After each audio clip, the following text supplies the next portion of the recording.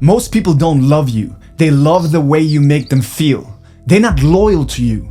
They're momentarily loyal to the feelings that you give them, which means they're not loyal to you at all. Because as soon as for some arbitrary reason their emotions change, their entire perspective of you will also change with that. I'm not only referring to their perspective of you in the present moment. Even their perspective of all the things you did for them in the past will change. Everything they loved about you now has the potential to be the reason they hate you and the reason they break up with you.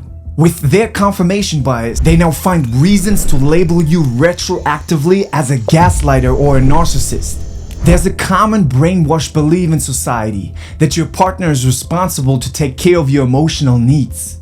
That is one of the biggest red flags you can ever find in a person. And sadly, this attitude is widespread in society. If you believe that your old partner's job was to make your feelings feel better and you now fired them, it means that now you're back on the hopeless quest to find another poor sucker who's supposed to be the enabler of your compulsions. These people are not partners. These people are not even on the same team. These people are not in love. They are emotionally addicted. Emotional addiction is mistaken for love. That's why the hot and cold games are so efficient. At first, the person gives you the good feelings. Then they might make you jealous, for example, or constantly going to nightclubs. Then, for some time, you get relief again, only for them to make you miss them by them acting distant again. It's withdrawal drug, and both of you are in an emotional addictive relationship. And the drug name is not crack, codeine, or MDMA. It's called validation. Chasing validation to be exact. Getting little injections of the drug called validation over time. Just enough to get them hooked. But as soon as you give them too much validation, there's no addiction anymore. There's no chase anymore. There's no withdrawal anymore. There's no down anymore. And without a down, there's no up anymore. That's why oftentimes when one person admits that they love the other, it goes downhill in the relationship. Personal story. My first relationship, when I was dating the girl, I was in love with her within the first 3 weeks of meeting her. I was emotionally addicted in reality. We got along really well and never had a single argument or fight for 3 months. She was just easy and lighthearted about everything. Every day I felt like I loved her, but I never told her that I loved her. I was young, but I saw too many relationships get destroyed when the women had the power over the man. So I just was quiet. One night, after the 3 months, she surprised me with candles and a letter. She cried and said she loved me. Bro, this was it. This was too much. I was like, we good. She said it now. You can be honest too. There may or may not have been tears of joy coming down my face too. It will never be confirmed though, okay? I told her I was in love with her from the first day I met her. Then we went to sleep. Remember, we never had one argument until this day. I'm not kidding you when I tell you that the next morning, I didn't even do anything. And she starts an argument on that I should be more excited, that she told me that she loved me. That wasn't actually the reason. The real reason was the chase was over. She thought she had the power now. And from then on, the honeymoon was over. The next 7 months until the relationship was over got increasingly more stressful for me. As soon as the person overdoses on the drug of validation, things go sideways. The power dynamic shifts. That's why oftentimes things go downhill after the marriage and the honeymoon. Many people once married see their partner's real face revealing their true character. They don't have to chase the validation anymore since you signed the contract now.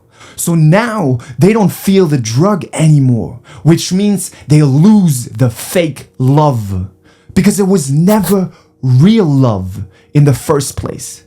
It was only an emotional addiction, which feels like real love to people because they never knew the difference. Let me give you the third part that makes people fall for toxicity in these addictive relationships. The third part of this equation is the fact that most people don't feel worthy. That means when you show them love, they can't embrace it. The reason they can't embrace it is that they don't think you are worthy now that you love them. Why is that, you might ask? The simple answer is because they think, I'm not worthy, so someone who's worthy and high value would not love me because I'm unworthy. That's why many people date people who treat them bad, because as long as that person treats them badly and ignores them, they believe that person must be better than them. And as long as they believe that person is better than them, they get to chase the validation of that person. And as long they get to chase the validation of that person, and there's still some uncertainty in if they really truly like or love them, it's an emotional addiction. And as long as they have that emotional addiction, they believe they are in love. They mistake emotional addiction for love. Isn't that crazy? Relationships are so challenging for you because no one explained to you how to decode the emotional programming that almost all people, and especially your potential partners, are running on. To not understand this process is like being a feather in the wind, being reactive to the storms of emotions, and then giving random explanations you might have found on the internet on why your partner is acting a certain way. Not knowing these principles means to be a slave to the unregulated emotional outbursts of another person. And that person has you addicted with their emotional games. They've been playing this game all their life, so they are professionals, but they don't tell you that. With their words, they will tell you, I love you forever. You are my soulmate. If you would go to prison, I would wait for you. But as soon as they feel differently about you, all these promises didn't mean nothing. There's no real love, no real loyalty. Oh, but they tell you they love you forever. Don't listen to their words. Watch their actions. We have a 60% divorce rate, more like 70%.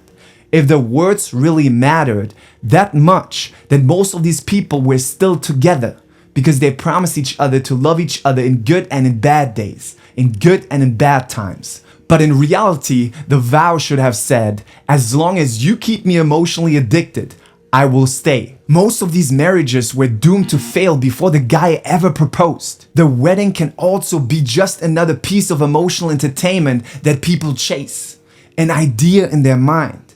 And chasing that idea is another form of addiction. The biggest problem here is that you believe words more than behavior. And the equally as massive problem is that you want to believe in their words. You, of course, want their words to be true, that they love you forever, and that you are their soulmate and this was meant to be. You are also chasing a fairy tale. And then you are listening to their stories and are integrating them in the pathways of your mind more and more until you fully believe them. Then you are hooked. Sometimes they automatically do these things, but more often they know what they're doing and know how to play with your emotions. Because as a woman, they might have either learned it from their friends or certain books I will not mention here, or as a man, they watched red pill content or pickup videos or read other books which I will not mention here. Those books teach you how to be better at a manipulative game, which means you get better at making the person emotionally addicted to you. But love is not part of this equation. They're just slaves to their emotions. So not only will the relationship be exhausting, but also now you're making it your profession to be the emotional dealer of your partner. And they're not really your partner. They're not on your team. Like two people in a loving relationship. They are on only team my feelings. And many times both people are emotionally addicted, which means you don't have two teammates growing together towards a worthwhile relationship, but two enemies fighting for feelings. That's why there are so many power games in most relationships, because ego hurt means feelings hurt, and people are on the emotional addictive engine. This is the video to teach you how to become aware of emotional addictive relationships. This first video is about awareness and accountability. Because without awareness and owning the problem, we cannot change. Bashar says we cannot change what we don't own first. And that's what we're going to talk about in this video. The first part of separating yourself from that emotional addiction is to recognize it, which means shine light on it where previously was only darkness. In this first step, we will look at where this behavior comes from and how to spot a person who acts on these compulsions and tries to emotionally manipulate you. As mentioned, most relationships are not relationships based on love. They are relationships based on trying to suck feelings out of the other person. But why do they so desperately are looking for those feelings? Why are they not more stable in themselves? The feelings they are desperately chasing are the feelings they often missed out on when they were growing up. Living in an emotionally addictive relationship can also be a representation of love their parents showed them. As an example, missing a strong father figure oftentimes leads to people having no discipline and a lack of values. Missing a mother can lead to problems with love and self-worth. These are not rules written in stone, and it's actually not even useful to ruminate about why you have these needs. Actually, I want you to stop philosophizing on why you have these patterns. Because by doing so, you just spent more time and energy on that, which tells your brain that you enjoy to go on the endless quests of finding out. Ruminating about your past activities makes your brain just give you more things to ruminate on. You learned that in my other videos already. What's more important is to work with these patterns in the present moment, as that is the only place they can exist. So instead of trying to go back in the past to figure things out, come to the present to give to yourself what others didn't give you in the past. You are the adult now, and you have a little child to take care of that's in yourself.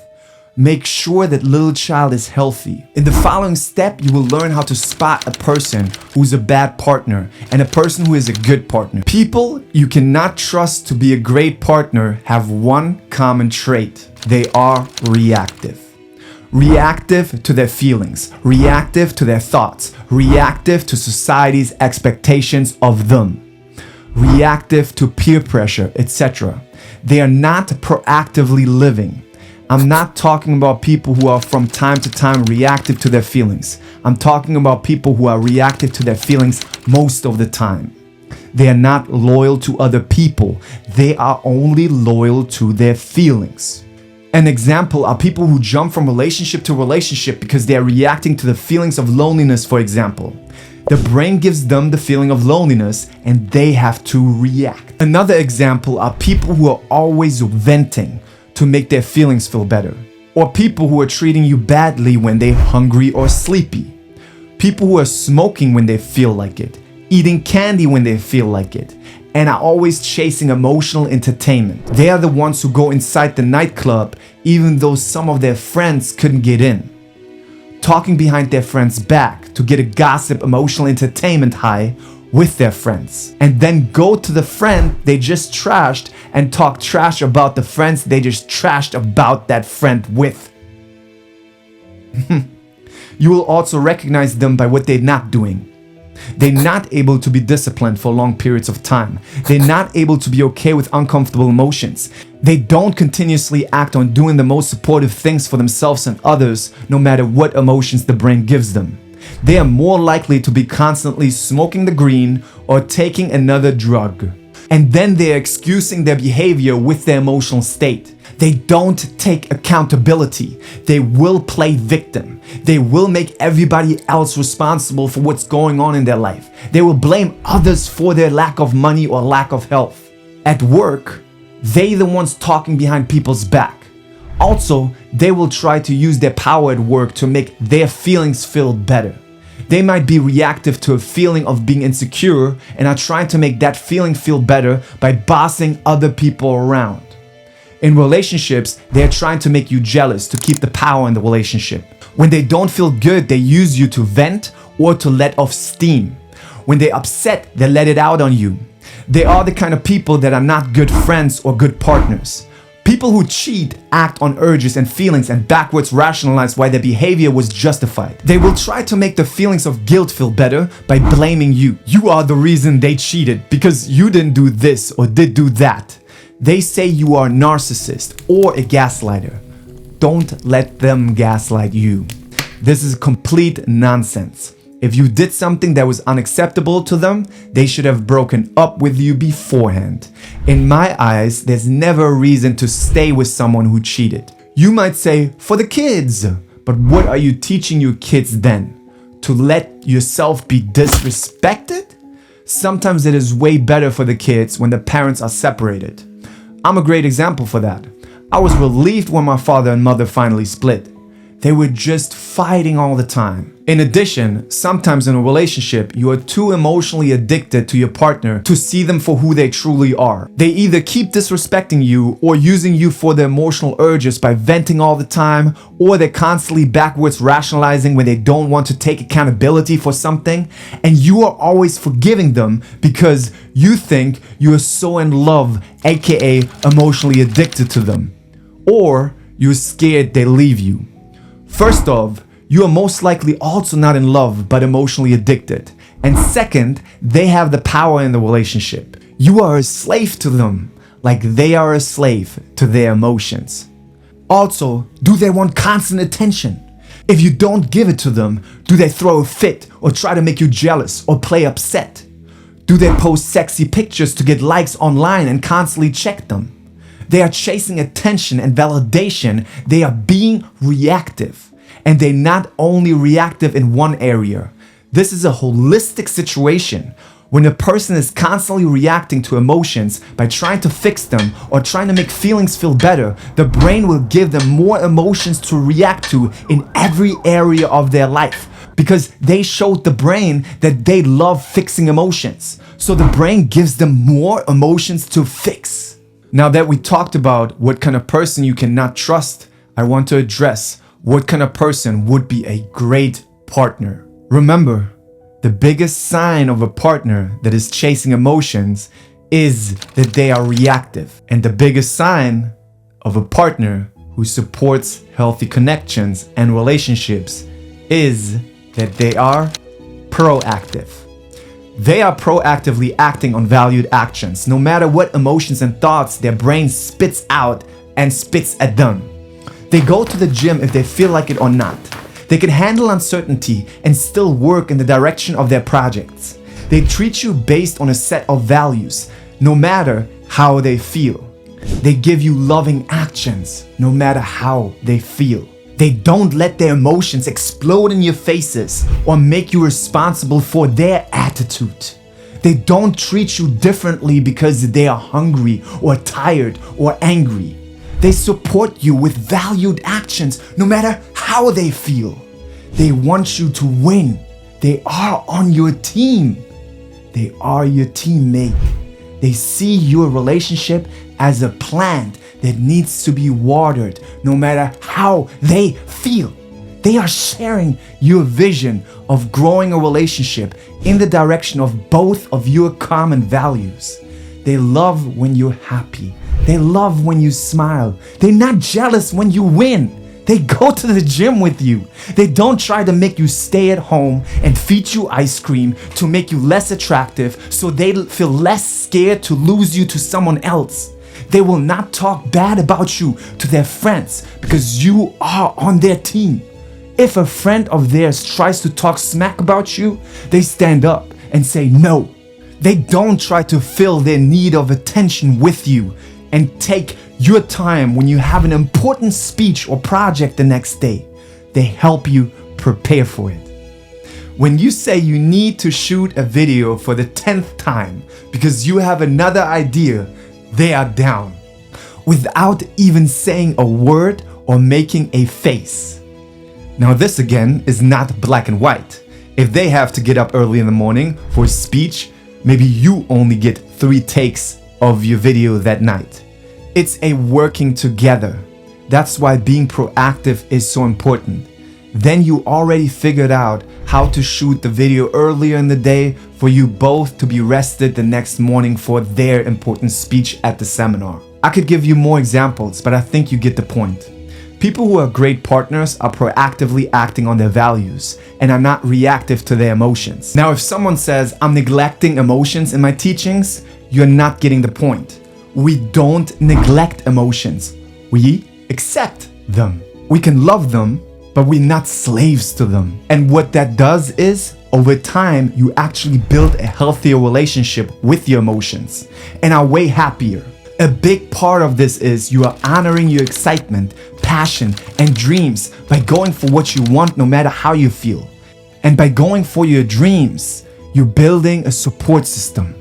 You're building an atmosphere of a life that supports you.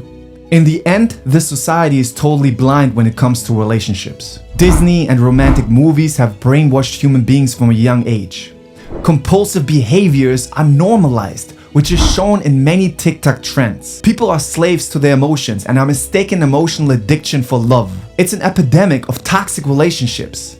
I'm not gonna change that, and you are not gonna change it. But me and you can now stop acting on these patterns, which makes them at least die out in our experience. Then we can have more healthy relationships and communities. So just to recap, what did we learn today? A bad partner will always be reactive to their emotions, thoughts. A good partner will be focusing on the valued actions that support the relationship. Ask yourself, are the people in my life in it for me, or are they in my life to get emotional highs? And then the important question, am I still a slave to my emotions? And if so, how can I change that? I have many videos on my channel on how to break the pattern of being emotionally addicted. In future videos, I will give you more tools how to break those patterns and how to have a great relationship with yourself, where you're also not a slave to those urges and emotions that actually sidetrack you from your purpose in life. Some of you guys are trying to get over your ex right now, to move on in a healthy way. I made an entire 40-minute manifest to let go of that attachment with all the tools that you need to do that. There's also tools to change from the emotional addictive engine to the valued action engine, to have healthy relationships with yourself and to get into healthy relationships. Click here to watch the video, and I'll see you guys next time.